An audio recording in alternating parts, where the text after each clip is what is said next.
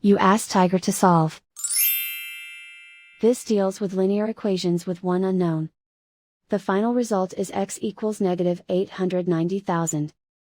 Let's solve it step by step. Simplify the expression. Expand the parentheses. Simplify the arithmetic.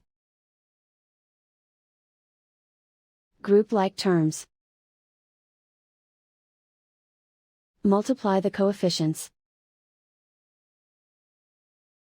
Group like terms. Combine like terms. Group all constants on the right side of the equation. Subtract 600 from both sides. Simplify the arithmetic.